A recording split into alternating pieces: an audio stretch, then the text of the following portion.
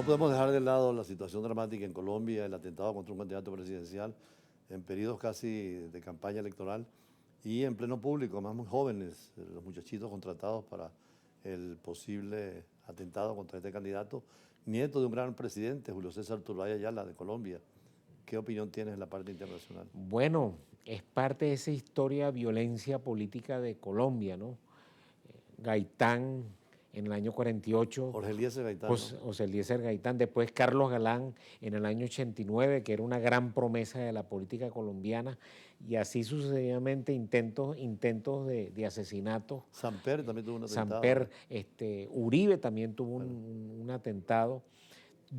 Me da la impresión por la información que se está manejando, aparentemente fue un lobo solitario, aunque se está escudriñando con un trabajo de inteligencia dónde están los autores intelectuales, porque ese muchacho, por supuesto, no fue una cuestión espontánea. Dice que le pagaron en la primera declaración. Exacto, Sí. entonces, pero es parte, también el ambiente colombiano se ha enrarecido mucho los últimos días, porque el presidente Petro está tratando de forzar la barra con un referéndum para que su ley laboral se apruebe, y eso ha enrarecido un poco el ambiente en la política colombiana, se ha perdido un poco la sindéresis y no hay comunicación entre el Centro Democrático y el partido de gobierno, ¿no? Qué falta de diálogo en América Latina entre las fuerzas políticas, ¿no?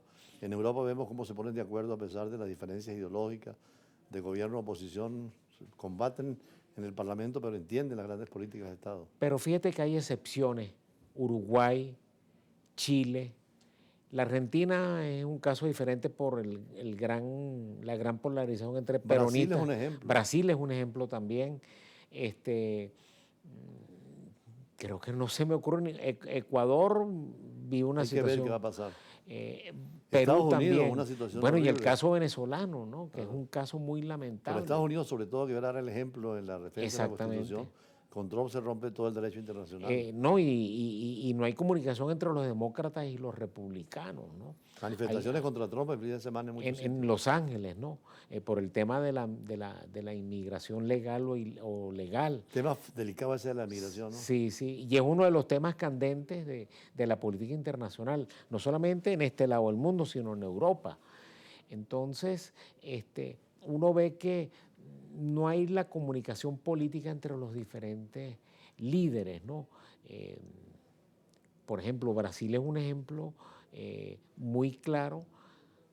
Por supuesto, no hay comunicación tan fluida con el partido de la ultraderecha brasileña, pero el conviven, Partido Liberal, pero conviven. Y la ley se aplica, ¿no? Y se respeta la ley y todo lo demás.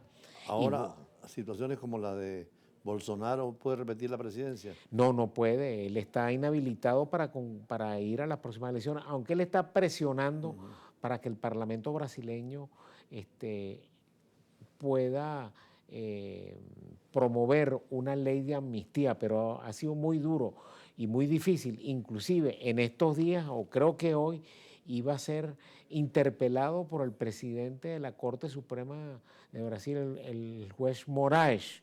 Y entonces, justamente en el proceso de investigación de los sucesos de enero del año 23, entonces, porque es una investigación que está en pleno proceso de desarrollo, ¿no?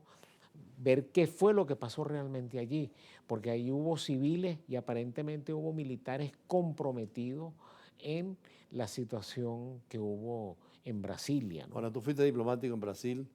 Qué importante es Brasil para Venezuela, no solamente para la frontera, sino el potencial y la voz que tiene Brasil en el mundo, ¿no? Sí, Brasil es un país muy importante en este lado del hemisferio. Y como yo se lo he planteado a mis estudiantes, Brasil tiene que tratar de dilucidar un dilema, ser o no un global player. Si Brasil quiere ser un global player, tiene que jugar con las herramientas, con los instrumentos de un global player. Entonces, tiene que mostrar músculo tecnológico, económico, político y militar. O sea, los grandes agentes, los grandes polos de poder mundial. Exactamente. Tal vez los BRICS se le está dando una oportunidad a Lula. Es que a través de los BRICS se juega, pero los BRICS es un foro intergubernamental que es rival del G7 fundamentalmente, ¿no? Entonces, y ahí hay posiciones divergentes, ¿no? Porque la India tiene una posición, China tiene una posición, Rusia tiene una posición, Brasil tiene una posición y Sudáfrica, porque Sudáfrica ve sus intereses hacia el norte de África y la influencia que tiene Sudáfrica hacia el sur, ¿no? Pero Lula se ha sabido manejar con Se ha Estados sabido Unidos, manejar. con China, con Rusia, con los europeos. Acaba de estar con Macron, vimos el fin de semana, conversando con Macron frente a la Torre Eiffel, ahí en Champs-Élysées. Claro, porque Lula tiene la gran aspiración cuando Brasil lidere Mercosur en la mitad de este año, cerrar el acuerdo entre Mercosur y la Unión Europea, pero no es tan fácil porque hay intereses de los agricultores europeos, sobre todo los franceses, los belgas y de otros países de Europa, que ven con mucho cuidado el problema de los subsidios y el papel del Estado en las exportaciones de materias primas de América Latina. Ahora, el Partido de los Trabajadores, ¿quién viene en ascenso como líder?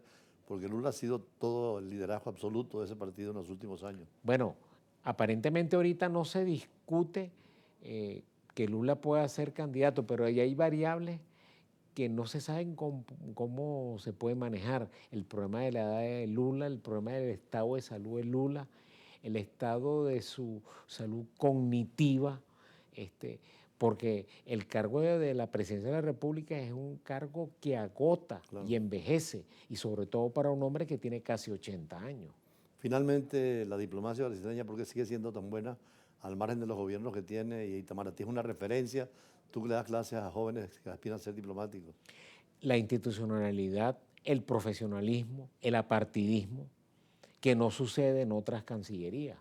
Porque son famosos los embajadores de diplomacia en cualquier lugar. Por ejemplo, la actual embajadora aquí en Caracas es graduada en Relaciones Internacionales, tiene posgrado en Relaciones Internacionales, tiene una trayectoria de casi 40 años en Itamaraty, una profesional de primera categoría, ¿no?